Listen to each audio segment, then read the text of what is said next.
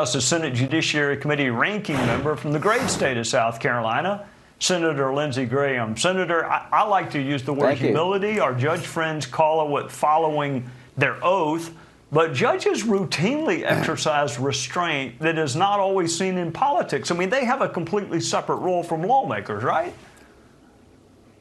Yeah, thank God they do, because you don't want to have 9 unelected people making laws for all of us with no accountability at the ballot box. So let's break this down. The overturning of Roe. For over 50 years, the Supreme Court ruled that no elected official in this country could have a say about the life of the unborn, the rights of the unborn, until Roe was repealed. There's nothing in the Constitution, Trey, that says you have a right to an abortion.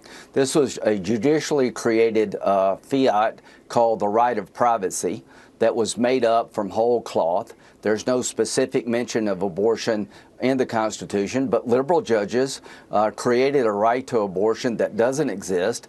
Conservative justices turned this issue back over to the people. The Roberts Court, with some exception, has been the most constitutionally sound conservative court in my lifetime. Thank you, President Trump, for giving us constitutionally sound conservative judges on your watch. And the Democrats, my friend, will stack this court if they get the House, the Senate, and the White House. They will obliterate the conservative majority we worked for 50 years to create. So remember that when you vote.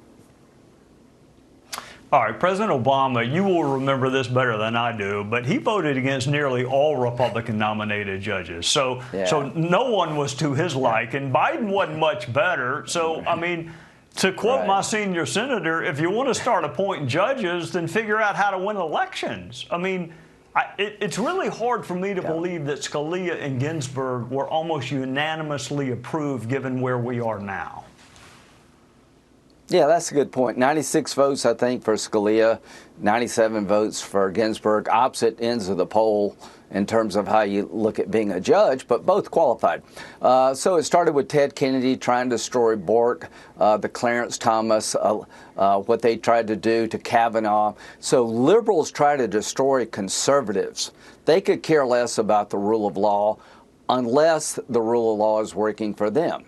When the rule of law is used to advance their liberal agenda is great, like you said before. But if they see a constitutional conservative judge about to go into court, they will destroy this person if they can get away with it. They tried it with Thomas. They tried it with Kavanaugh. It didn't work. I'm proud of the role I've played of helping to make sure conservative judges get on the court. When it comes to Trump and Trump judges, there are no rules. But here's what we have. We got the Chevron case overturned. That's a really big deal. Courts no longer are bound by administrative rulings that make no sense. They can revisit these rulings anew.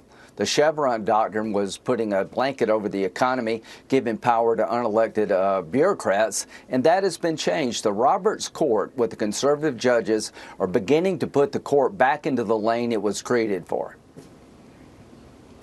You mentioned Bork, and you mentioned I guess it was Kavanaugh. I would also throw into that Miguel Estrada, whom they kept off the court. Let me ask you about Kavanaugh. He had a brutal confirmation process. Justice Coney Barrett was challenged on everything personal and professional.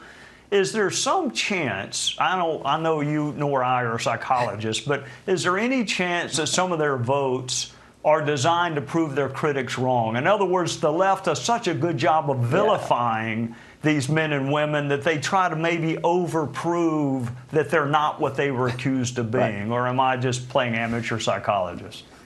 Well, I think their work product answers that question. I think Kavanaugh and Barrett have been constitutionally sound. They all voted to overturn the Chevron doctrine.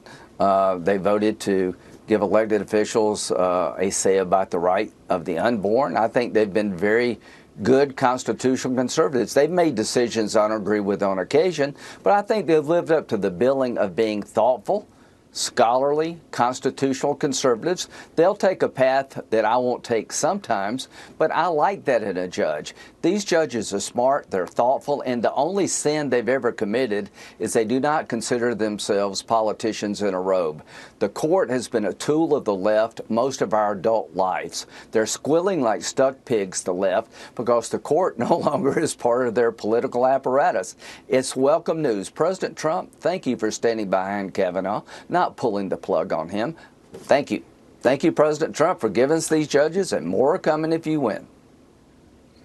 Yep, and you may very well be the chairman of the Senate Judiciary Committee if there are future confirmation hearings. Lindsey Graham from the great state of South Carolina, thank you for joining us on a Sunday night.